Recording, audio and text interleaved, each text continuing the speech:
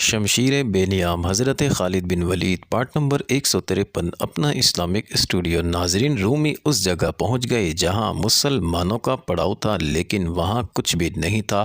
سکلار جاسوسوں کو کوسنے لگا جنہوں نے اسے بتایا تھا کہ پڑاؤ فلاں جگہ ہے۔ اسے اچانک اللہ اکبر کے نعرے کی گرج سنائی دی، اس کے ساتھ ہی مشعلیں جل اٹھی۔ ناظرین، سکلار نے دیکھا کہ مسلمان نہ صرف بیدار ہیں بلکہ لڑنے کی ترتیب میں کھڑے ہیں۔ سالار شرجیل محتاط سالار تھے۔ انہیں یہاں آ کر جب معلوم ہوا تھا کہ یہ دلدل کہاں سے آ گئی ہے تو انہوں نے محسوس کر لیا تھا کہ رومیوں نے ان کا صرف راستہ ہی نہیں روکا بلکہ وہ کچھ اور بھی کریں گے۔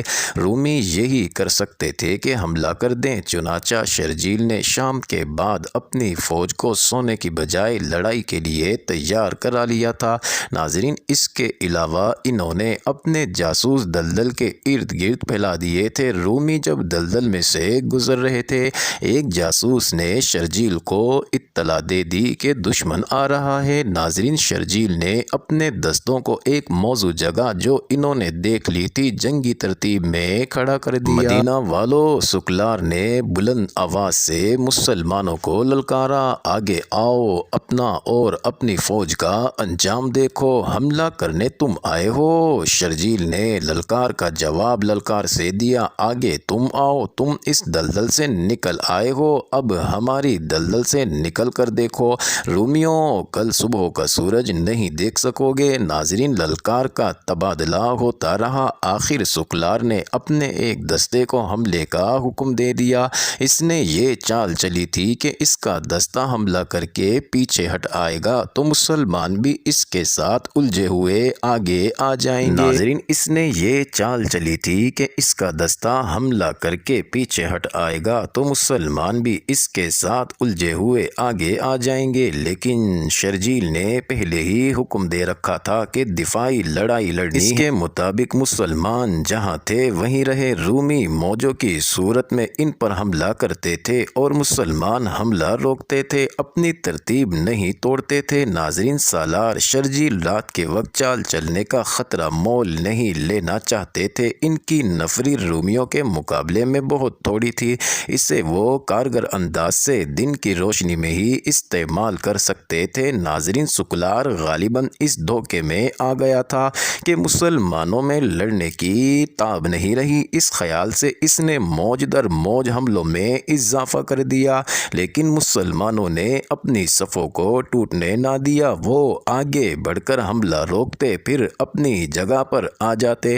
ناظرین، رومی ہر حملے میں اپنے زخمی چھوڑ کر پیچھے ہٹ جاتے۔ ناظرین، ایک حملے کی قیادت سکلار نے خود کی۔ وہ اپنے دستے کو للکارتا ہوا بڑی تیزی سے آگے گیا۔ مشعلوں کی روشنی میں مسلمانوں نے رومیوں کا پرچم دیکھ لیا۔ چند ایک مجاہدین رومیوں میں گھس گئے اور سکلار کو گھیر لیا۔ ناظرین، اس کے محافظوں نے اسے اپنے حصار میں لے لیا۔ محافظ بے جگری سے لڑے اور اس دوران سکلار نکلنے کی کوشش کرتا رہا، لیکن وہ اپنے محافظوں کے حصار سے جہاں بھی نکلتا مسلمان اسے روک لیتے تھے۔ ناظرین، ایک مجاہد اس مارکے سے نکل گیا اور اس نے سالار شرجیل کو بتایا کہ اب کے رومیوں کو اتنی جلدی پیچھے نہ جانے دیا جائے کیونکہ کچھ مجاہدین نے رومیوں کے سالار کو نرغے میں لے رکھا ہے۔ شرجیل نے اس اطلاع پر اپنے چند ایک منتخب جان باز رومیوں کے قلب میں گھس جانے کے لیے بھیج دیے۔ ناظرین، تھوڑی ہی دیر بعد مجاہدین کے نعرے سنائی دینے لگے، خدا کی قسم، ہم نے رومی سالار کو مار ڈالا ہے۔ رومیوں، اپنا پرچم اٹھاؤ، اپنے سالار کی لاش لے جاؤ۔ رومیوں، ناظرین، رومیوں نے دیکھا کہ ان کا پرچم انہیں نظر نہیں آ رہا تھا اور انہیں اپنے سالار کی للکار بھی سنائی نہیں دے رہی تھی۔ ان میں بددلی پھیلنے لگی، لیکن کسی نائب سالار نے پرچم اٹھا لیا اور لڑائی جاری رکھی۔ ناظرین، سورج طلوع ہوا لیکن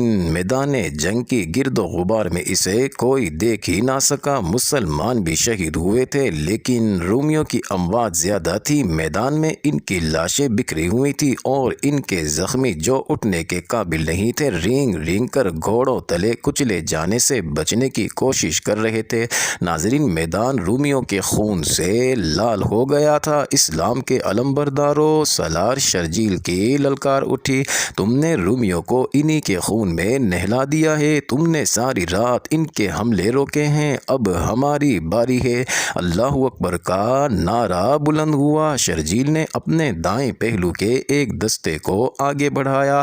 رومی حملہ روکنے کے لیے تیار تھے، لیکن رات وہ حملے کرتے اور پیچھے ہٹتے رہے تھے، ان کے جسم تھکن سے چور ہو چکے تھے۔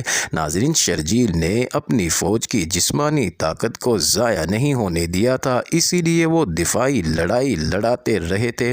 ناظرین، شرجیل کے دائیں پہلو کے ایک دستے نے باہر کی طرف ہو کر حملہ کیا، اس سے رومیوں کے اس طرف کا پہلو پھیلنے پر مجبور ہو گیا۔